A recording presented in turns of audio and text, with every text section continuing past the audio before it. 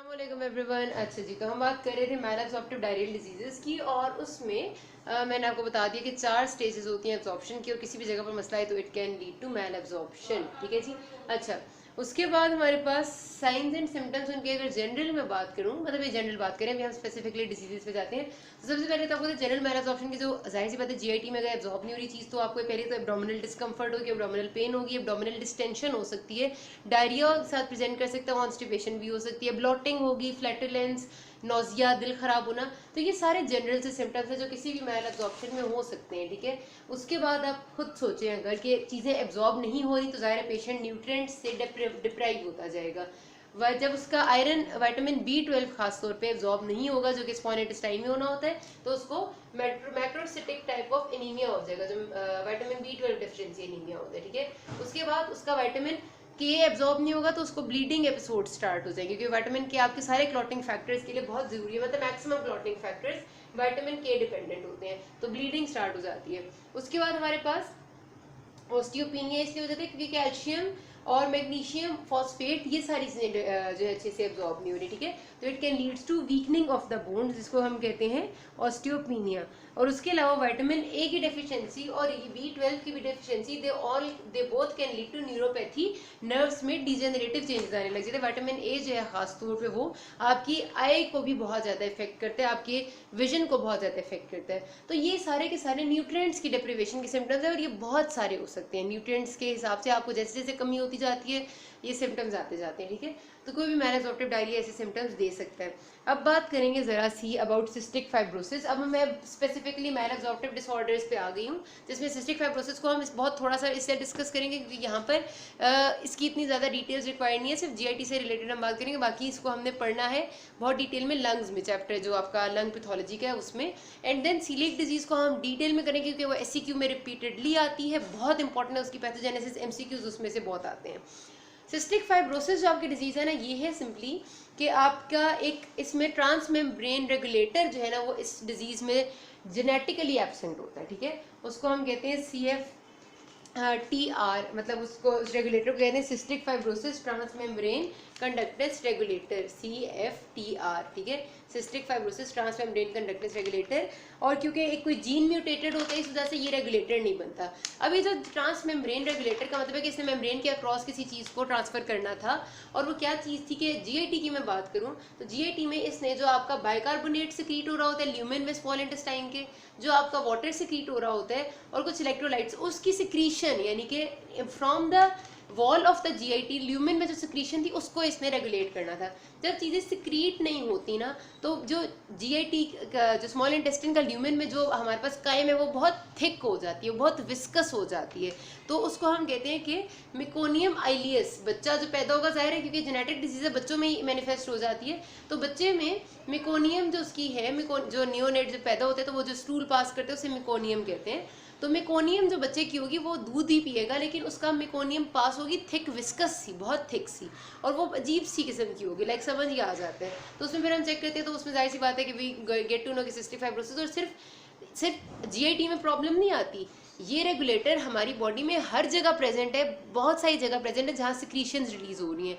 वो सारी secretions release नहीं हो रही होती क्योंकि ये रिसेप्टर ये वाला रेगुलेटर जो है वो म्यूटेटेड होता है because of the gene mutation. तो वो सारी सिक्रीशंस थिक हो जाती हैं। आपका पेनक्रियास से सिक्रीशंस जो निकलनी है, पेनक्रियाटिक जूस बनना है, वो बहुत ज़्यादा थिक होगा, उसकी वजह से पेनक्रियाटिक डक्ट क्लॉग हो जाएगी, म्यूकस जैसी। आपकी रेस्पिरेटरी सिस्टम में जितनी सिक्रीशंस बननी है वो रेस्पिरेटरी सिस्टम में जाके जमने लग जाती है, मतलब उसी तरह थिक विस्कस नेचर की होती है।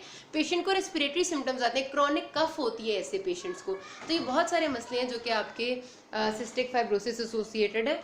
जो और जीआईटी में मैंने आपको बता दें कि इसने मेकोनियम आइलियस कर देता है, बच्चे की मेकोनियम थिक विस्कस ही होती है और डिफ़िकल्ट टू डिफिकेट होती है। और इसमें फिर जाहिर सी बात है कि हमने पेशेंट को सपोर्टिव ट्रीटमेंट दे सकते हैं, बिकॉज ये आहिस्ता आहिस्ता ना प्रोग्रेस करती है डिजीज़। आपकी अगर पेनक्रियास की डक्ट्स उसी तरह क्लॉग रहती हैं तो फिर पेनक्रियाटिक इंसफिशिएंसी होने लग जाती है, पेनक्रियास डिस्ट्रॉय होने लग जाते हैं, सो अ लॉट ऑफ प्रॉब्लम्स। ठीक है। बहरहाल लंग्स में हम इसको और भी डिटेल में करेंगे, अभी जीआईटी के लिए इतनी काफ़ी थी।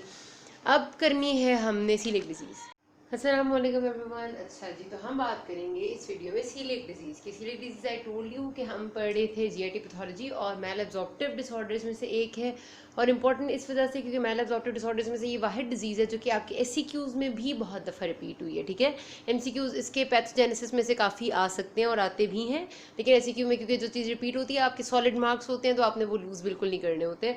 तो मैल एब्जॉर्प्टिव डिसऑर्डर्स में से सबसे ज़्यादा इंपॉर्टेंट यही है। इसको एक दफ़ा समझ लें कि हलवे की तरह आसान हो जाएगी। ठीक है, कोई इसमें मसला है ही नहीं। सीलिएक डिजीज आपने नाम बहुत दफ़ा सुना हुआ है कि इट इज़ अ डिजीज जो कि वीट की वजह से हम अक्सर सुनते हैं कि गंदम खाते हैं लोग और उनको हजम नहीं होती क्योंकि उनके अंदर कोई ऑटो इम्यून डिसऑर्डर होता है। तो बेसिकली ये है ऐसा ही है, ऑटो इम्यून इंटेरोपैथी इसको कहते हैं। ऑटो इम्यून रिएक्शन हो जाता है इसमें ग्लूटेन के खिलाफ। ठीक है, which is present in wheat या फिर उससे रिलेटेड जितने भी प्रोडक्ट्स होते हैं जो वीट यानी गंदम से रिलेटेड होते हैं उनमें जिनमें ग्लूटेन होगा उसमें कुछ लोग जो जेनेटिकली प्री डिस्पोज्ड इंडिविजुअल्स होते हैं वो जब खाएंगे ये चीज़ तो उनमें एक ऑटो इम्यून रिएक्शन शुरू हो जाता है। वो ऑटो इम्यून रिएक्शन एक तो ग्लूटेन को ज़ाहिर है हजम नहीं होने देता, दूसरा वो आपके स्मॉल इंटेस्टिन के एपिथीलियम को डिस्ट्रॉय करने लग जाता है।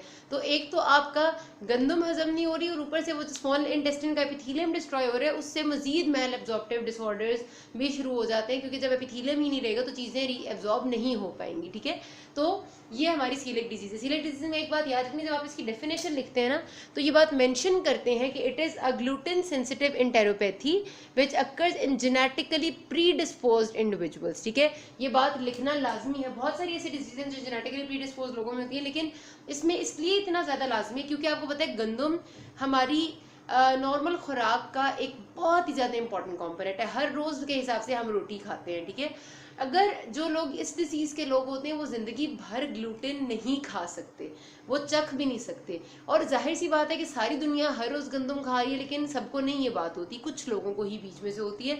तो वो कुछ जेनेटिकली प्री डिस्पोज होते हैं, कुछ में कोई ऐसी चेंज आती है, कोई ऐसी म्यूटेशन होती है उनके अंदर जो उनको ये डिजीज़ करवा देती है। वो आगे हम बात करेंगे। तो इस वजह से इसकी डेफिनेशन ना जेनेटिकली प्री डिस्पोज लिखे बगैर इनकम्प्लीट है। याद रखना, स्टूडेंट्स गलती करते हैं, नंबर मारे जाते हैं, ये आपने लिखना है। ठीक है, अब बात कर लेते हैं इसकी पैथोजेनेसिस की।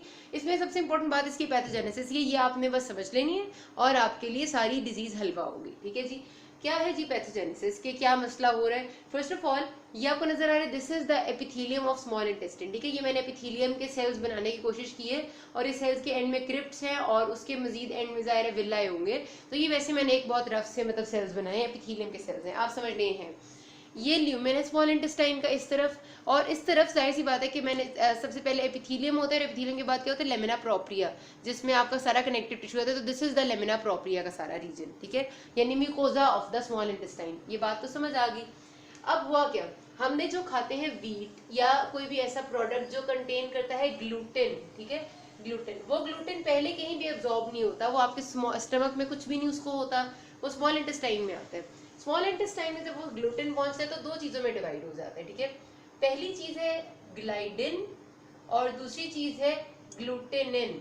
ये ग्लूटेन आया जो कि आपके वीट में है और बहुत सारी और इस तरह की प्रोडक्ट्स में, आपके स्मॉल इंटेस्टिन के ल्यूमिन में आया और दो में आके यहाँ पर डिवाइड हो जाता है इक्वल अमाउंट में। एक इसका आधा पोर्शन ग्लाइडिन बनाता है, आधा ग्लूटेनिन बनाता है।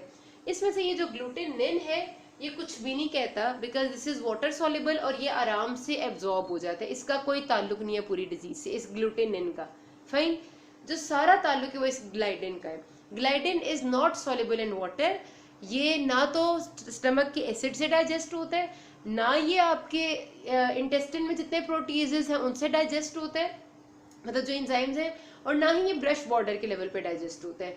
ग्लाइडिन सीधा अंदर आ जाता है। ठीक है जी, इसने इधर लेमिना प्रोप्रिया में इसी फॉर्म में आने, ये बहुत रेजिस्टेंट चीज होती है। यहाँ तक बात क्लियर होगी कि दो में डिवाइड हो गया, ग्लूटेनिन जो है वो हट गया, अब ग्लाइडिन रह गया। तो मेन बात अब ग्लाइडिन के साथ हम करेंगे।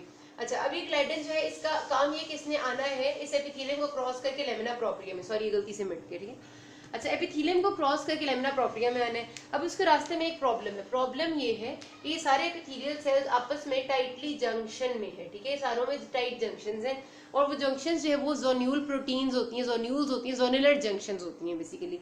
ठीक है, आपने पढ़ी होंगी जंक्शंस में। अब ये जंक्शन कोई तोड़ेगा तो दो सेल्स के दरमियान से निकल के ही आएगा। तो जब ग्लाइडिन आता है ना, तो ग्लाइडिन क्या करता है कि एक प्रोटीन को एक्टिवेट करता है। वो प्रोटीन होती है इधर ही बैठा हुआ, ठीक है, ल्यूमिन में, जोन्यूलिन। ये ज़ोनिलिन प्रोटीन इस ग्लाइडिन की वजह से एक्टिवेट होती है और ज़ोनिलिन जो है वो एक रिसेप्टर को एक्टिवेट करती है which is known as CXCR3 receptor. ठीक है, वो रिसेप्टर क्या है? वो रिसेप्टर है यहाँ पर, जब वो रिसेप्टर बेसिकली ज़ोनिलिन का, ठीक है, क्या होता है कि जब ये CXCR3 सपोज करते हैं कि ये रिसेप्टर है, जब ज़ोनिलिन इसको एक्टिवेट करेगी और ज़ोनिलिन जाके अपने रिसेप्टर के साथ लगेगी तो ये हो जाएगी एक्टिव और फिर ये दोनों मिलके इस ज़ोनिलर जंक्शन को तोड़ देंगे। जब इस ज़ोनिलर जंक्शन टूट जाएगी तो ये जगह हो जाएगी खाली और जब ये जगह खाली हो जाएगी तो ये ग्लाइडिन आराम से दो सेल्स के दरमियान से गुजर के आ जाएगा अंदर। तो ये सेल के अंदर के इसके सेल के अंदर आने का तरीका है कि ये दो सेल्स के दरमियान में ज़ोनिलर जंक्शंस होती हैं।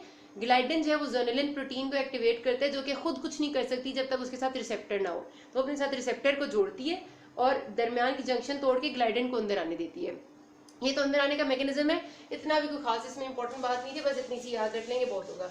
अब ग्लाइडिन ना अंदर आ गए, ठीक है, मैं इस जगह पर बना रही हूँ जरा ज्यादा कंफर्टेबल है। सपोज ये सारा लेमिना प्रोप्रिया है, ठीक है, ग्लाइडिन जब अंदर आता है ना तो एकदम से सबसे पहले एक चीज आती है उसको हम कहते हैं टिश्यू ट्रांसग्लूटामिनेज, यहाँ पर पड़ी हुई होती है एंजाइम है। वो क्या करता है, वो इस ग्लाइडिन में से ना एक अमाइड ग्रुप को रिमूव कर देता है। एक अमाइड ग्रुप जब इसमें से रिमूव हो जाता है तो इसकी डीअमाइडेशन हो जाएगी और इसको हम कहते हैं अब डीअमाइडेटेड ग्लाइडिन। ठीक है, डीअमाइडेटेड ग्लाइडिन, ये अब इसका नाम हो गया। टिश्यू ट्रांसग्लूटामिनेज था, लेमिना प्रोप्रिया में प्रेजेंट था, उसने डीअमाइडेशन कर दी। अब जब उसकी डीअमाइडेशन होगी है ना, उसके बाद नॉर्मल लोगों में ये एब्जॉर्ब हो जाता है, ये कोई तंगी नहीं देता। अब कुछ लोग ऐसे हैं हमारे पास जो कुछ जेनेटिकली प्रीडिस्पोज्ड इंडिविजुअल्स होते हैं, उनमें क्या है, उनमें हमारे पास एक HLA होता है जिसको हम कहते हैं ह्यूमन ल्यूकोसाइट एंटीजन। ठीक है, ह्यूमन ल्यूकोसाइट एंटीजन की ना एक स्पेसिफिक टाइप उनके पास प्रेजेंट होती है। उनका मतलब जो जीन होता है ना ह्यूमन ल्यूकोसाइट एंटीजन को इनकोड करने वाला, वो होता है HLA-DQ2, उसको हम कहते हैं। तो ह्यूमन ल्यूकोसाइट एंटीजन जो उनके अंदर इनकोड हुआ होता है ना, वो HLA-DQ की जो फॉर्म इसके पास ज्यादातर आई हुई होती है वो DQ2 या DQ8 होती है उनके पास। ठीक है, HLA-DQ2 या HLA-DQ8, ये ह्यूमन ल्यूकोसाइट एंटीजन है। ये क्या चीज है, जब भी ये ह्यूमन ल्यूकोसाइट एंटीजन बेसिकली ना, जो आपने इम्यूनिटी पढ़ी थी, मैं जरा सा इससे हटती हूँ, इम्यूनिटी में आपके पास आती हूँ। इम्यूनिटी हम कहते थे कि एक एंटीजन है बॉडी के अंदर एंटर हुआ है, ठीक है, कोई बैक्टीरिया है सपोज, एकदम से बॉडी ने देखा कि यार कोई फॉरेन चीज आई है, तो कुछ होते हैं हमारे पास एंटीजन प्रेजेंटिंग सेल्स। ठीक है, एंटीजन प्रेजेंटिंग सेल्स मैक्रोफेजेस भी आते हैं। वो एंटीजन प्रेजेंटिंग सेल्स की सरफेस पे होता है HLA, एक रिसेप्टर आप समझ लें। वो क्या करते हैं कि एंटीजन प्रेजेंटिंग सेल जो है वो अपने रिसेप्टर को फौरन एक्टिवेट करते हैं। HLA रिसेप्टर होते हैं वो HLA रिसेप्टर जो है वो अपने साथ इस चीज को अटैच कर लेते हैं जो बाहर से आई थी, जो फॉरेन एजेंट थी। जैसे ही HLA रिसेप्टर के साथ अपनी चीज को अटैच करते हैं तो एंटीजन प्रेजेंटिंग सेल चले जाते हैं टुवर्ड्स द T लिम्फोसाइट्स और क्या करते हैं कि T लिम्फोसाइट्स को ये चीज दे देते हैं। जिस तरह आप समझ लें कि ये एक चौकीदार है, चौकीदार ने ये देखा कि एक चोर घुसा है, चौकीदार से सिर्फ इतना हो सकता था कि वो इस चोर को पकड़ ले। ये एंटीजन प्रेजेंटिंग सेल था और उसकी सरफेस पे HLA था, HLA और इसने मिलकर उस चोर को पकड़ा और जाके पुलिस यानी T लिम्फोसाइट के हवाले कर दिया कि बाकी जो करना है करो, और फिर T लिम्फोसाइट उसका हिसाब किताब पूरा कर देते हैं। यहाँ भी यही हो रहा है। यहाँ पर ये देखा है कि जिन लोगों में ये HLA की टाइप DQ2 DQ8 होती है ना, वो देख समझते हैं कि डीअमाइडेटेड ग्लाइडिन भी ना कोई फॉरेन एंटीजन है। जैसे ही वो देखते हैं कि डीअमाइडेटेड ग्लाइडिन हमारे पास आए हैं, वो फौरी तौर पे ये जो HLA है ना, ये जाके लग जाते हैं एंटीजन प्रेजेंटिंग सेल के साथ। एंटीजन प्रेजेंटिंग सेल यहाँ पड़ा हुआ है, HLA फौरन उसके साथ लग गया और ये बेचारा जो यहाँ ग्लाइडिन है, सपोज ये मैं कर देती हूँ रेड कलर में, ठीक है, ये मेरे पास है ग्लाइडिन, तो वो इस ग्लाइडिन को अपने साथ फौरन अटैच कर लेते हैं यहाँ पे और चले जाते हैं T लिम्फोसाइट्स के पास बताने के लिए कि भाई चोर हमने पकड़ लिया है। हालांकि वो बेचारा होता नहीं है चोर, लेकिन कुछ लोगों में ऐसा उन्हें लगता है कि वो चोर है। जब वो यहाँ पर T लिम्फोसाइट्स के पास पहुंचेंगे, ज़ाहिर CD4 पॉजिटिव T सेल्स होंगे, वो वाले हमारे जो हमारे T helper T cells consider किए जाते हैं। CD4 पॉजिटिव T सेल्स को वो चोर बता देंगे कि आया हुआ है, कुछ ना कुछ करो। CD4 पॉजिटिव T सेल्स फौरी तौर पे एक इन्फ्लेमेटरी रिएक्शन एक्टिवेट करेंगे जिसमें वो रिलीज कर देंगे इंटरफेरॉन गैमा है और इंटरल्यूकिन्स हैं और जितने इन्फ्लेमेटरी मीडिएटर्स हैं ना, वो फौरन एक्टिवेट कर देंगे और इन्फ्लेमेटरी मीडिएटर्स आपकी कुछ ना कुछ हद तक डिस्ट्रक्शन शुरू कर देंगे एपिथेलियम की। उसके बाद CD4 पॉजिटिव सेल को सुकून नहीं आएगा कि यार मामला सही नहीं है, अभी मैं एक काम करता हूँ कि मैं एंटीबॉडी को भी एक्टिवेट कराता हूँ, मैं B सेल्स को भी बता देता हूँ। वो B सेल को भी खबर पहुंचा देते हैं। जब आपकी एंटीबॉडीज वाले सेल यानी B सेल एक्टिवेट होते हैं तो ये तो वैसे ही एक और कारनामा अपनी तरफ से अंजाम देने के लिए ये करता है कि 3 तरह की एंटीबॉडीज बना देते हैं B सेल्स। पहली एंटीबॉडीज इसी ग्लाइडिन के खिलाफ, ठीक है। उसको मैं कह देती हूँ एंटी ग्लूटेन एंटीबॉडीज, ठीक है, पहली एंटीबॉडी। दूसरी एंटीबॉडी इस टिश्यू ट्रांस ग्लूटामिनेज के खिलाफ, ठीक है, एंटी टीटीजी एंटीबॉडीज दूसरी। तीसरी एंटीबॉडीज ये बनाता है जो हमारा स्मूथ मसल है ना, उसकी लेयर्स होती हैं, उनमें से एक लेयर होती है मसल की, आपने पढ़ा होगा, जो इनर मोस्ट होती है, उसे हम कहते हैं एंडोमाइसियम। तीसरी एंटीबॉडी बनाता है ये एंटी एंडोमाइसियल एंटीबॉडीज, जो कि अगेंस्ट है स्मूथ मसल के, जो स्मूथ मसल की एंडोमाइसियम को डिस्ट्रॉय करती है और स्मूथ मसल को डिस्ट्रॉय करती है। तो बी सेल्स ना अपनी तरफ से ये 3 कारनामे करते हैं। तो अभी तक कहानी क्या हुई कि HLA-4 एक्टिवेट हुआ और उसने जाके ग्लूटेन को अपने साथ अटैच किया, CD4 positive T cells activate हुए, उनने बी सेल को एक्टिवेट किया और बी सेल ने 3 एंटीबॉडीज बना दी। ये एंटीबॉडीज ज़ाहिर है अपना अपना काम शुरू कर देंगी। जो एंटी ग्लूटेन है वो ग्लूटेन को डिस्ट्रॉय करेगी, जो एंटी TTG है वो उस एंजाइम को डिस्ट्रॉय करेगी, एंटी एंडोमीसियल है वो मसल्स को डिस्ट्रॉय करेगी, और ये सारी ब्लड में भी चली जाती हैं। ब्लड में जाकर ये हमारे लिए एक बहुत इंपॉर्टेंट डायग्नोस्टिक मार्कर बन जाती हैं। जब जिसकी बॉडी में ये एलिवेटेड होती हैं तो हमें पता चल जाएगा कि वो ग्लूटेन सेंसिटिव एंटेरोपैथी का पेशेंट है, सीलिक डिजीज का पेशेंट है, और बाद में प्रोग्नोसिस के लिए भी हम इनको जरूर चेक कर सकते हैं। उसके अलावा इनकी जो नेचर होती है ना, वो IgA नेचर की होती है, बिकॉज ये ग्लूटेन का जो रिएक्शन है ये एक allergic type of reaction consider किया जाता है, कि जैसे ही ये आता है एकदम से IgA नेचर की एंटीबॉडीज बन जाती हैं, इसलिए एलर्जिक टाइप ऑफ रिएक्शन है। ब्लड में जाके भी ना ये फिर आगे भी करेंगी काम, मैं बताऊंगी बाद में। तो ये हो गया बी सेल। अभी भी कहानी खत्म हुई, 2 काम हो चुके हैं, एक CD4 positive T cell activate है, एक बी सेल एक्टिवेट है। मैंने एक ये काला सा गोला बनाया हुआ है, ये बेसिकली ये है कि हमारे पास सारा स्मॉल जो इंटेस्टाइन का एपिथेलियम है ना, उस एपिथेलियम में वी हैव इस तरह के सेल्स जो कि बेसिकली कंसिडर किए जाते हैं इंट्रा एपिथेलियल लिम्फोसाइट्स, ठीक है। These are the lymphocytes which are present all time in the epithelium, ठीक है। ये इंट्रा एपिथेलियल लिम्फोसाइट्स, इनको IEL भी कहते हैं, और इनकी नेचर है CD8 पॉजिटिव, यानी साइटोटॉक्सिक टी सेल्स हैं, CD8 पॉजिटिव टी सेल्स। अब क्या होता है हमारे पास कि जब ये ग्लाइडिन और ये सब कुछ सिलसिला चल रहा होता है ना, तो बहुत ज़्यादा अमाउंट में एक और इंटरल्यूकिन भी रिलीज हो जाती है एपिथेलियम से, जो कि है इंटरल्यूकिन 15। ये इंटरल्यूकिन 15 एक्टिवेट कर देती है इस intra epithelial CD8 positive T lymphocyte को। अब जाहिर सी बात है कि इसकी भी तो अपनी टिश है ना, इसने किसी भी मामले को इसी तरह थोड़ी रहने देना। ये कहेगा मैं भी बताऊंगा कि क्या करना है मैंने। तो ये मैं आपको अगले पार्ट में बताती हूँ। अभी तक कोई मसला हो तो you can ask me. Thank you.